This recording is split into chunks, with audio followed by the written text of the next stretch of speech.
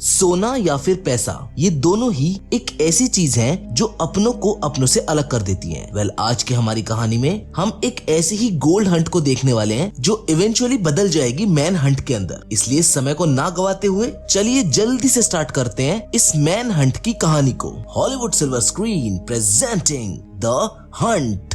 तो कहानी की शुरुआत में हमें एक बूढ़ी औरत दिखाई जाती है जिसका नाम सूजंग है, जो शहर से दूर तेज बारिश में एक पहाड़ी एरिया पर बंद पड़ी माइन में अपने मरे हुए बेटे के लिए खाना लेकर आई है, क्योंकि उसे ऐसा लगता है कि उसके बेटे की आत्मा अभी भी यहीं पर रहती है, जिसके साथ अब कुछ वक्त बिताने के बाद वो वहाँ से वापस जाने लगती है। लेकिन तभी एक पहाड़ी से कुछ पत्थर गिरने लगते हैं, इसलिए वो बूढ़ी औरत उस पहाड़ी को चेक करने के लिए वहाँ पर चली जाती है, जहाँ पर उसे सोना दिखता है। उसे लगता है कि इस पूरी पहाड़ी में सोना है। वो जल्दी से इस सोने को चेक कराने के लिए एक पुलिस स्टेशन में कॉल करती है, जहाँ कॉल करने पर एक पुलिस वाला जिसका नाम डोंगजिन होता है, वो उस पहाड़ को चेक करने के लिए उस बूढ़ी औरत के पास आता है, जो उसको आकर ये बताता है कि तुम पागल बन गई हो, ये तो बस सल्फर है जो सोने की तरह चमक रहा है, ये कोई सोना वोना नहीं है, चुपचाप अपने घर चली जाओ, वैसे भी मौसम खराब होने वाला है। पुलिस वाले की वो सारी बातें सुनकर वो बूढ़ी औरत सच में चुपचाप अपने घर चली जाती है। लेकिन उस बूढ़ी औरत के जाते ही वो पुलिस वाला अपने भाई को कॉल करके कहता है कि मेरे पास तुम्हारे लिए कुछ काम है, हम जल्द ही अमीर होने वाले हैं, बस तुम कुछ लड़कों को लेकर यहाँ पर आ जाओ, शायद मुझे सोना मिल गया है। वहीं दूसरी ओर हमें एक घर में एक ओल्ड हंटर को दिखाया जाता है जिसका नाम मून सी यंग होता है, जो इस वक्त नींद में एक डरावना सपना देख रहा होता है, और तभी वहाँ पर उसकी बेटी गुस्से में आ जाती है, जिसकी वजह से उसकी नींद खुल जाती है। मून की बेटी उससे कहती है कि अब तो ये सब बंद कर दीजिए। असल में मून एक माइन वर्कर था, पर कुछ साल पहले माइन के अंदर काम करते वक्त उसके किसी अपने की जान चली गई थी, जिसके सदमे में वो आज तक जी रहा है। जिसके बाद हम देखते हैं कि उसकी बेटी उसे कार में बैठाकर एक जगह ले जा रही होती है। वो कार में अपने डैड को कुछ पिक्चर्स दिखाती है और बोलती है कि पिछले साल आप यांग सून के स्कूल में क्यों गए थे, जबकि आपको पता है ना कि आप उसके असली ग्रैंडफादर भी नहीं हैं। जिस पर मून कहता है कि इस बच्ची का इस दुनिया में इसकी दादी के अलावा कोई नहीं है, इसलिए मैं वहाँ पर चला गया था। जहाँ आगे चल के ये दोनों एक स्टोर पर रुककर कुछ खरीदने लगते हैं, और वहीं पर मून अपनी बेटी को एक सूप देता है जिसे उसने एक सुअर को हंट करके बनाया था,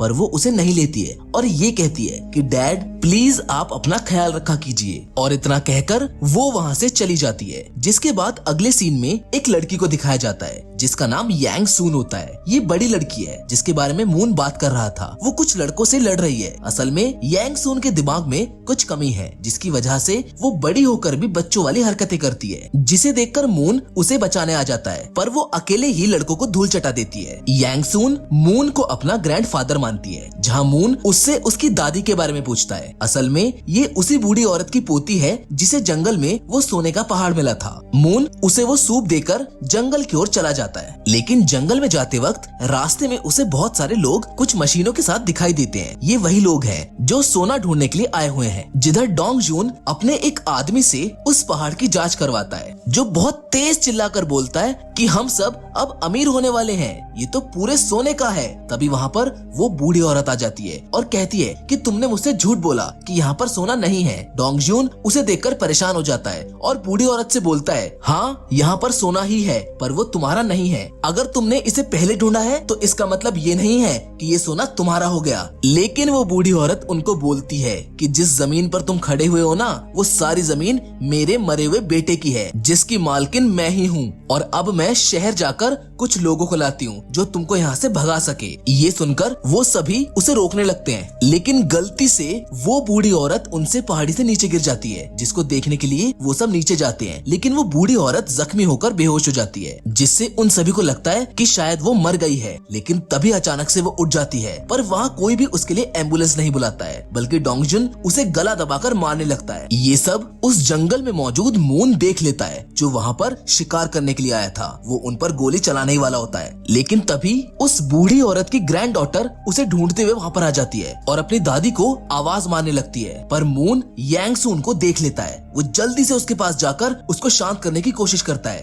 क्योंकि मून जानता था कि अगर उन सब ने इन्हें देख लिया तो वो लोग इन्हें भी नहीं छोड़ेंगे। लेकिन इससे पहले वो यांगसून तक पहुंच पाता, वो लोग इन दोनों को देख लेते हैं, जहां पर वो सब मून को पकड़कर मारने लगते हैं। और इसी हाथापाई के बीच में यांगसून गलती से चश्मे वाले आदमी को गोली मार देती है। और ये वही आदमी होता है जो गलती से यांगसून की दादी को पहाड़ से नीचे गिरा देता है। और इसी मौके का फायदा उठाकर मून यांगसून को वहां से लेकर भाग जाता है। अब भागते भागते मून यांगसून को एक लेटर लिख कर देता है और उसे पुलिस चीफ के पास जाने के लिए कहता है। वो बोलता है कि ये लोग तुम्हारा ध्यान रखेंगे, तुम यहाँ से निकल जाओ। जबकि खुद वो उन सभी लोगों का ध्यान अपनी तरफ खींच लेता है ताकि यांगसून वहाँ से आसानी से भाग सके। और होता भी ऐसा ही है। वो लोग मून को पकड़ने के लिए जंगल में भागते हैं, पर वो नहीं जानते थे कि मून एक शिकारी है जिसे इस जंगल के चप्पे चप्पे के बारे में पता था। जहाँ डोंगजून बोलता है कि हमें इसे और इस लड़की को मारना होगा वरना हम सब फंस जाएंगे। मून उन सब की सारी बातें एक झाड़ी के पीछे छुपकर सुन रहा होता है, पर डोंगजून मून को देख लेता है। डोंगजून मून के सर पर मारकर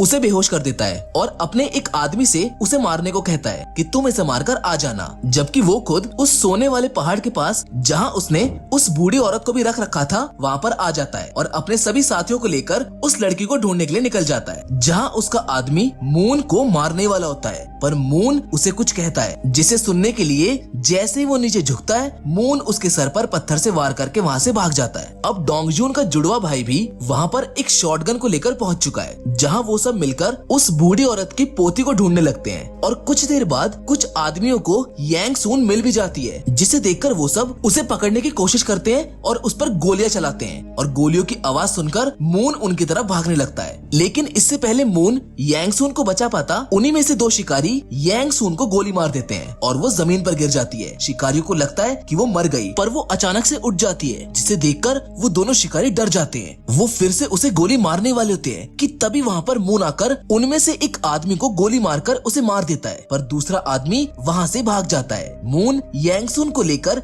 एक सेफ जगह पर चला जाता है, पर गलती से यांगसून का नेकलेस लड़ाई में वहीं पर गिर जाता है, जो उसके डैड की आखिरी निशानी था। मून कहता है कि तुम यहीं पर मेरा इंतजार करना और तुम चिंता मत करो, मैं तुम्हारा नेकलेस ले आऊंगा। वहीं दूसरी ओर हमें पुलिस स्टेशन में चीफ सन को दिखाया जाता है, जिसके पास मून यांगसून को जाने के लिए कह रहा था। असल में वो मून का अच्छा दोस्त है, पर तभी वहाँ पर एक पुलिस वाला आ जाता है और चीफ सन को बताता है कि हमें जंगल के पास टाउन से शिकायतें आ रही हैं कि उन्हें जंगल में गोली चलने की आवाज सुनाई दी थी। और तो और हमें उस एरिया में बहुत सारी गाड़ियां भी खड़ी मिली हैं। जिस बात को सुनकर चीफ सन कहता है कि उन सभी कारों को उठा लो और जंगल में मौजूद सभी शिकारियों को पकड़कर यहाँ ले आओ। जहाँ दूसरी ओर डोंगजून और उसके सभी आदमी एक जगह इकट्ठा होकर मून को मारने का प्लान बनाते हैं। वो जानते थे कि ये कोई मामूली बूढ़ा आदमी नहीं है, वो एक पक्का शिकारी है और अब तो उसके पास इनकी बंदूकें और गोलियां भी हैं, जो उसने इनके सारे आदमियों को मारकर उनसे चुरा ली थी। वो ये सब बातें कर ही रहे होते हैं कि वहाँ पर मून आ जाता है और उनसे यांगसून का नेकलेस देकर वहाँ से जाने के लिए कहता है, पर डोंगजून उस पर गोली चला देता है, जहाँ मून से भी धोखे से गोली चल जाती है, जो डोंगजून के कान को छूते हुए निकलती है और वो दोनों एक दूसरे पर गोली चलाने लगते हैं। मून एक नदी के पास छुपकर उन पर गोलियां बरसाने लगता है, लेकिन उसको भी एक गोली लग जाती है। तभी दो बंदे धीरे धीरे नदी को पार करके मून की ओर आने की कोशिश करते हैं, पर वो उनमें से एक के पैर में गोली मार देता है, जबकि दूसरा बंदा पानी में फिसलकर पत्थर से टकराकर मारा जाता है। और इन सभी चीजों का फायदा उठाकर मून वहाँ से बचकर भाग जाता है। डोंगजून उस आदमी को वहीं पर छोड़ने के लिए कहता है जिसके पैर में गोली लगी होती है, और वो समझ जाता है कि ये सब मुझे अब सोने का कोई हिस्सा नहीं देंगे। जहाँ वो उनसे कहता है कि अगर तुम मुझे कुछ नहीं दोगे तो मैं तुम सबके हाथ भी कुछ नहीं लगने दूंगा, जिसे सुनकर डोंगजून को गुस्सा आ जाता है और वो उसको गोली मार देता है। अब उधर मून वापस उसी जगह पर आ जाता है जहाँ उसने यांगसून को रुकने के लिए कहा था, पर वो वहाँ पर नहीं होती है, लेकिन वो उसे ढूंढ लेता है। और तभी हमें 11 नवंबर सन 2000 का एक सीन दिखाया जाता है, जहाँ मून एक हॉस्पिटल में एडमिट होता है और चीफ सन उससे मिलने आता है। मून एक सदमे में है क्योंकि माइन में उसकी जान बचाने के लिए एक माइनर ने अपनी जान दे दी थी, जिसकी वजह से आज वो हॉस्पिटल में जिंदा है। तभी वो चीफ सन के पैरों को पकड़ लेता है और उससे कहता है कि मुझे मार दो, मुझे अब नहीं जीना है। जिसके बाद अब एक बार फिर से हमें प्रेजेंट टाइम में मून को दिखाया जाता है, जो यांगसून को लेकर पहाड़ों से नीचे की ओर जाने लगता है ताकि वो लोग उन्हें ढूंढ ना पाए। पर वो सभी काफी चालाक हैं। वो लोग उनके पैरों का पीछा करते हुए उन तक पहुंच जाते हैं, जहां धीरे धीरे अब रात भी होने लगी है। वो सभी लोग टॉर्च लेकर उसे ढूंढने लगते हैं। मून अभी भी भाग रहा होता है, पर यांग सून रुक जाती है और कहती है कि हमें यहाँ से आगे नहीं जाना चाहिए, मुझे यहाँ पर कुछ गड़बड़ लग रही है। वो लोग आपस में बात ही कर रहे होते हैं कि तभी डोंगजून के आदमी मून पर टॉर्च की लाइट मारकर गोलियां बरसाने लगते हैं। गोलियों की आवाज से यांग सून डर जाती है। उधर मून भी उन पर गोलियां चलाने लगता है। यांग सून भी मून की मदद करने के लिए उनके एक आदमी पर हमला करने के लिए भागती है, लेकिन वो आदमी उसके सर पर बंदूक मारकर उसको घायल कर देता है, जिसको देखकर मून गुस्से से पागल हो जाता है और वो उस पर चाकू से हमला कर उसका चेहरा काट देता है, जबकि उसके दूसरे साथी की गर्दन को अपने दांत से एक जंगली जानवर की तरह फाड़ डालता है, जिसे देखकर डोंगजून डर जाता है। उसका साथी मून को गोली मारने के लिए कहता है, पर वो उसे गोली मार ही नहीं पाता है और मून से कहता है कि मैंने बहुत समय पहले इस जंगल के बारे में एक कहानी सुनी थी कि यहाँ पर एक सफेद बालों वाला जानवर रहता है, जिसकी वजह से यहाँ पर कोई नहीं आता है, और आज मुझे पता चल गया कि वो सफेद बालों वाले जानवर तुम हो। और तभी पीछे से यांग सून आकर उस पर हमला कर देती है और मून को बंदूक देकर बेहोश हो जाती है। बंदूक हाथ में आते ही वो उन दोनों पर गोलियां चलाने लगता है, जिसे देखकर वो वहाँ से भाग जाते हैं। अब सिर्फ डोंगजून का एक ही आदमी जिंदा बचता है। मून यांग सून को अपने पीठ पर उठाकर उसी माइन में लेकर आ जाता है जिसमें उसके साथ वो हादसा हुआ था, जिसे देखकर वो फिर से अपनी यादों में चला जाता है, जहाँ हम देखते हैं कि जिस आदमी ने मून की जान बचाने के लिए अपनी जान इस माइन में गवाई थी, उसने मून से मरते हुए एक वादा लिया था कि वो उसकी बेटी का ध्यान रखेगा। असल में यांग सून कोई और नहीं, उसी आदमी की बेटी है जिसने मून के लिए अपनी जान दे दी थी। इसीलिए मून यांग सून को अपनी पोती मानता है। अब पुलिस चीफ सन भी अपने कुछ आदमियों के साथ जंगल में पहुंच चुके हैं, जहां उन्हें जंगल में कई सारे डेड बॉडीज और सोने का पहाड़ दिखता है, जिसे देखकर चीफ सन समझ जाता है कि यहाँ कुछ तो गड़बड़ है। उधर मून भी यांग सून को वहीं छोड़कर उन दोनों को मारने के लिए निकल पड़ता है, लेकिन इस बार उन दोनों ने मून के लिए पहले ही एक जाल बिछा कर रखा है, जिसमें वो लोग मून को फंसा लेते हैं। वो लोग मून को पकड़कर मारने लगते हैं और वो उसे पूरी तरह जख्मी कर गोली मार देते हैं, जिसकी वजह से मून एक पहाड़ी से नदी में गिर जाता है, जहां उन दोनों को लगता है कि ये तो अब गया। इसीलिए सुबह होने पर वो लोग निश्चिंत उस नदी से पानी पी रहे होते हैं, लेकिन तभी मून डोंगजून के आखिरी आदमी को भी गोली मार देता है, जिसको देखकर डोंगजून उससे बचने के लिए नदी में कूद जाता है, लेकिन इस बार उसे मून से कोई नहीं बचा सकता था और आखिरकार मून डोंगजून को मार डालता है। पर मून भी बहुत जख्मी हो चुका था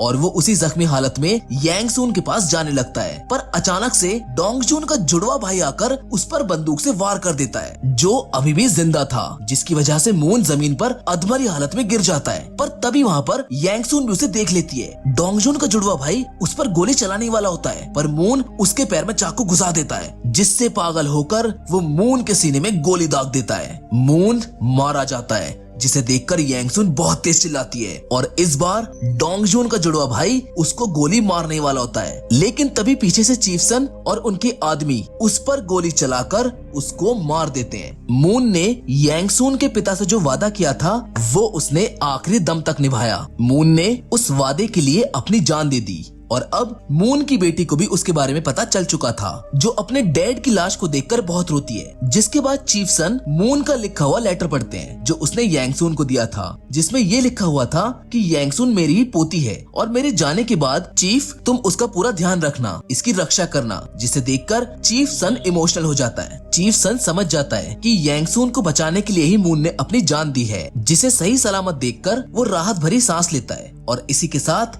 ये फिल्म यहाँ पर खत्म हो जाती है। हम उम्मीद करते हैं कि आपको मून के वादे की कहानी पसंद आई होगी। बाकी आज की कहानी में तो बस इतना ही, लेकिन हम फिर से जरूर मिलेंगे एक और नई इंटरेस्टिंग कहानी के साथ। पर तब तक के लिए धन्यवाद।